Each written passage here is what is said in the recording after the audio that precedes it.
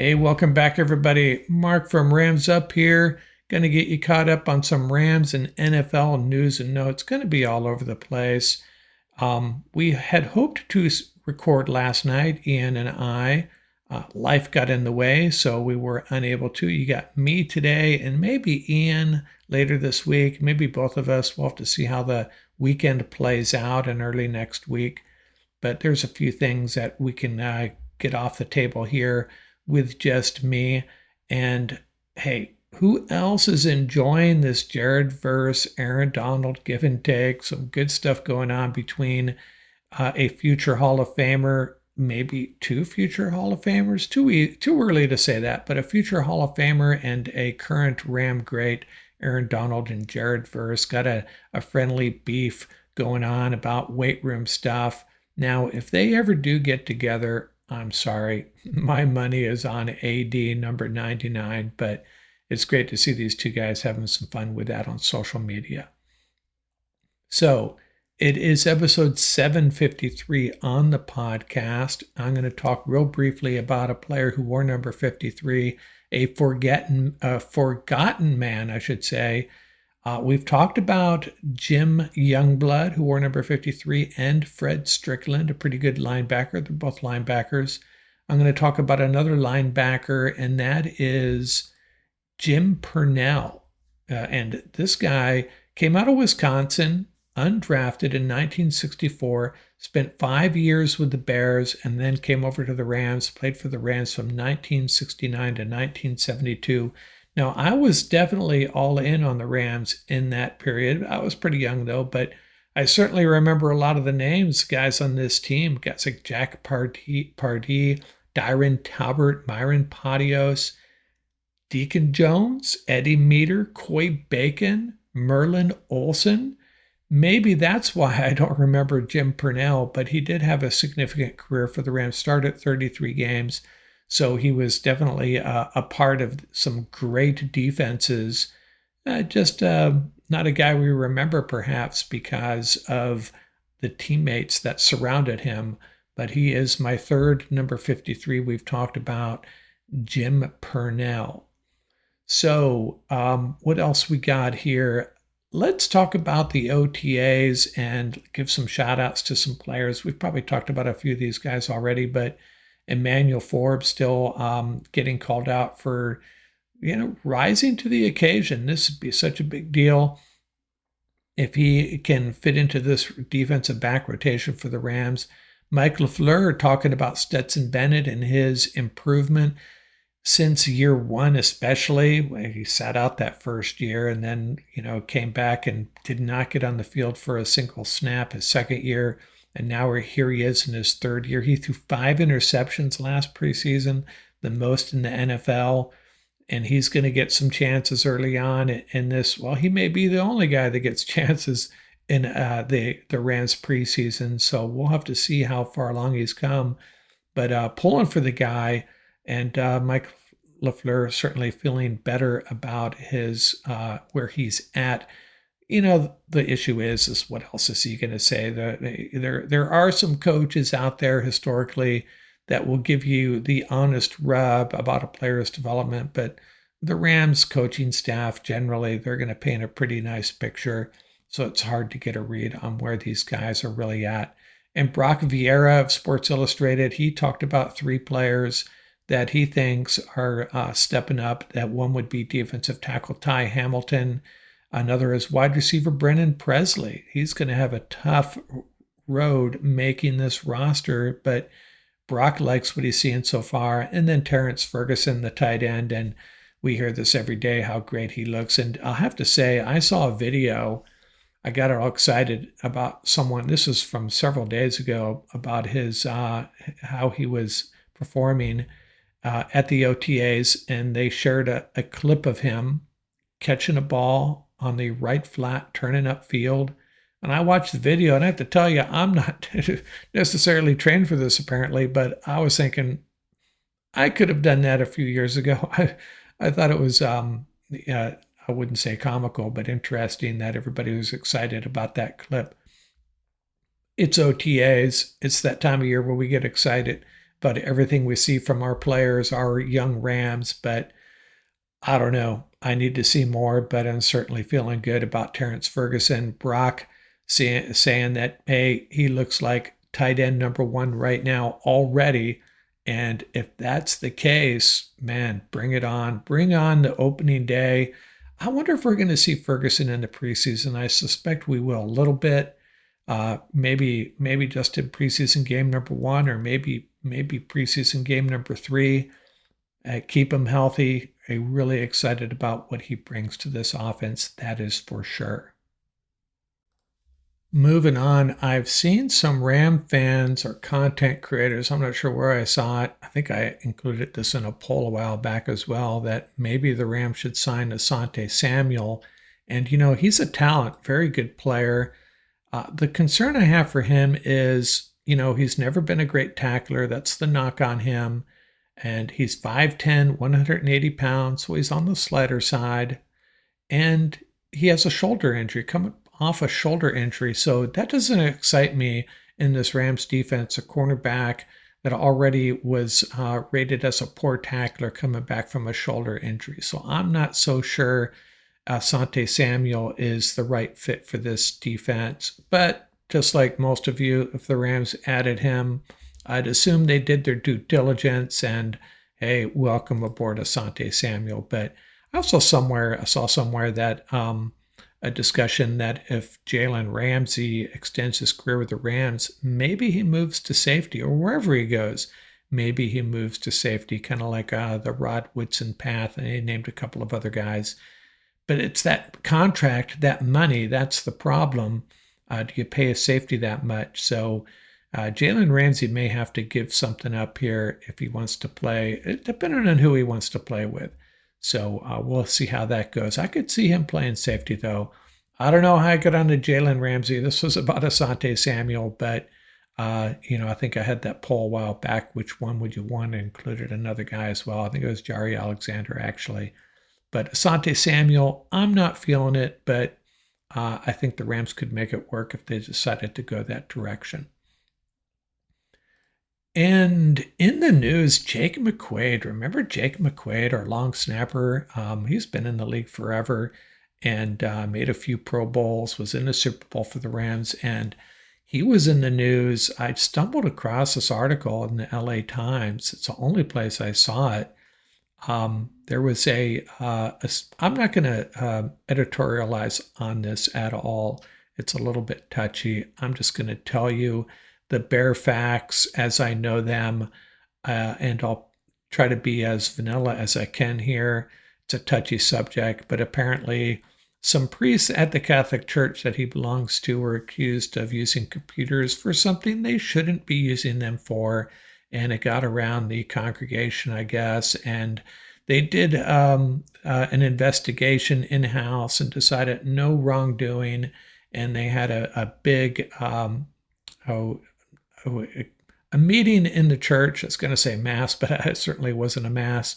And the parish invited the local police, paid them to be there just in case. So they had a suspicion something could go sideways here. And sure enough, Jake McQuaid stood up while the pastor, I don't think chancellor, I think they called him, was explaining what the church had done in response to these allegations. And he stood up, Jake did, and went off on the chancellor, asking point blank if it was true or not. And he had to be escorted out of the church, no charges filed. And that's all I'm going to say about it. I thought it was newsworthy, an ex-Ram anyways, caught in the middle of this. And I'll let you dig up that story if you want to read more about it. Dicey subject there. This is a church in Ohio, by the way, where he went to high school. So that's all I'm going to say about that. Now, roster by the numbers. I like to do this once in a while. This is some numbers from the current roster, not including the undrafted free agents. The youngest, there are 4 players that are 22 years old. That would be Cam Kinchins, Pooh Paul, Conate Mumpfield, and Josiah Stewart. I'm just going to start calling Mumpfield by his last name because I'm going to I practice his name. I check it on YouTube to make sure I'm saying it right, and then I forget. So hopefully I got it right this time. The oldest players, Matthew Stafford is 37, David Quisenberry is 34, Rob Havenstein and Jimmy G are both 33. No surprise, they're all on offense. The lightest player, hey, Tutu still holding it down with 165 pounds, and Alaric Jackson, the biggest, at 345. And the colleges that are represented, we got 4 players from Georgia, including Stafford, Warren McClendon, Stetson Bennett, Darion Kendrick. 3 each from Florida State, Michigan, and North Carolina State, of all places. And I'm going to give you a trivia question. I'm going to give you the answer at the end here.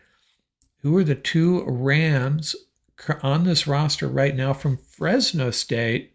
And I'll give you a hint. Both of them are probably going to be on this final 53-man roster if I were to guess right now. One of them for sure. The other one, pretty solid chance of making this roster. I'll share that at the end here. And I was thinking about these great Rams wide receivers and this growing list of great Rams wide receivers. And I thought I'd put together a list here. This is my top 10 I'm showing on the screen on the YouTube channel. I'll walk through them here. And don't get bent out of shape about how I have them numbered. You could go a lot of different ways, especially after you get past number 1, Isaac Bruce. Some of these guys, from the 50s, how do they stack up against guys in the 60s, 70s, 80s, 90s, and so on. But man, just trying to make the point, what a great bunch of wide receivers the Rams have had and continue to have. Isaac Bruce at the top. The way I numbered them is like this. Take it or leave it. Isaac Bruce, number 1.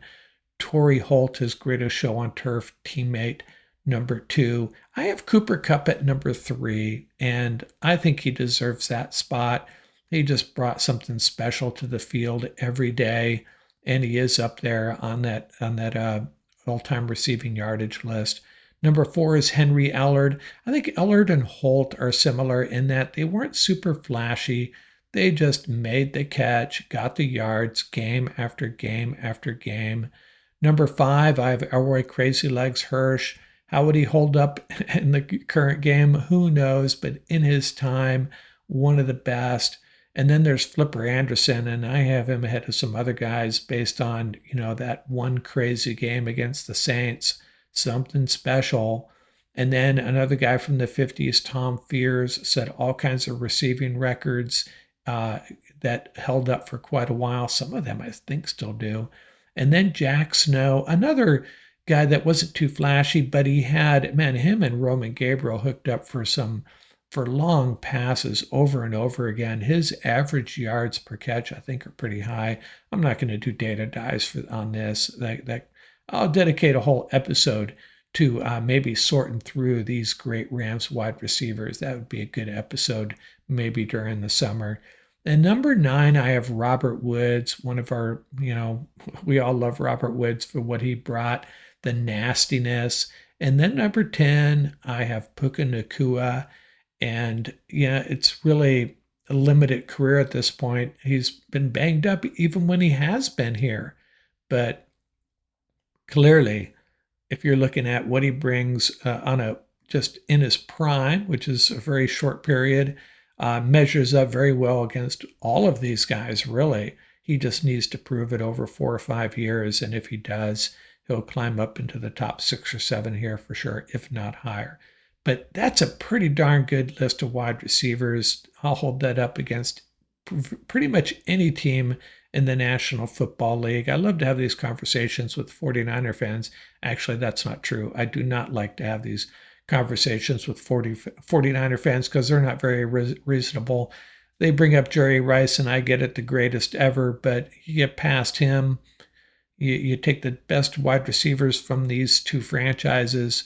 In the top 10, you're probably going to have 7 or 8 or possibly even 9 Rams along with Jerry Rice. That's all I'm going to say about that as well before I get any 49er fans jumping on here all pissy at me.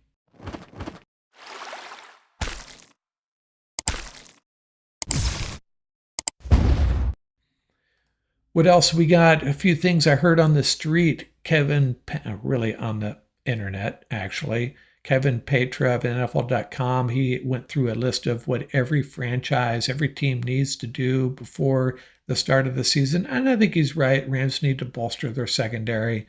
And I've gone back and forth with some Ram fans on this.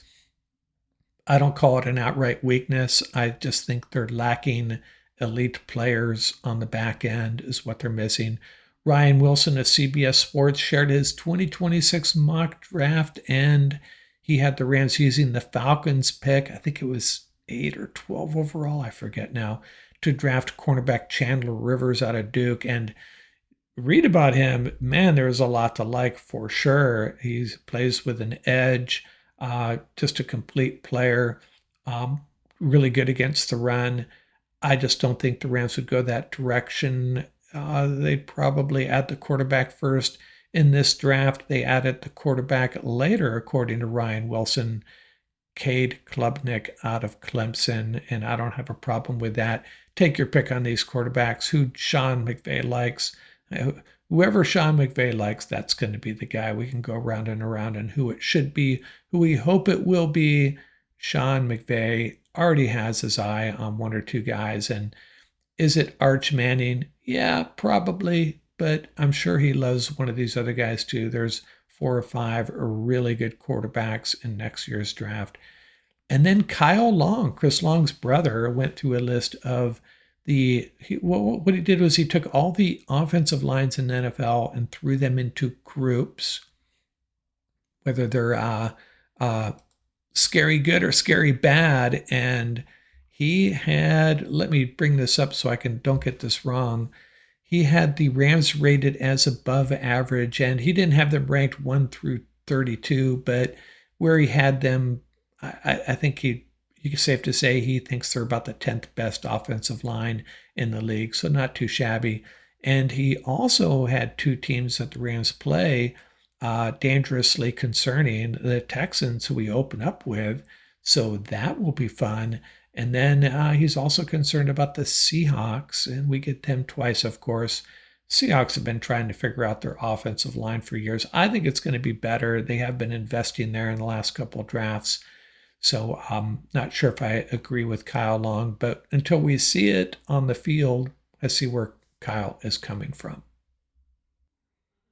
And Aaron Rodgers, as expected, finally signs with the Steelers a 1-year deal. I'm not sure how I feel about that. The Steelers always manage to be relevant.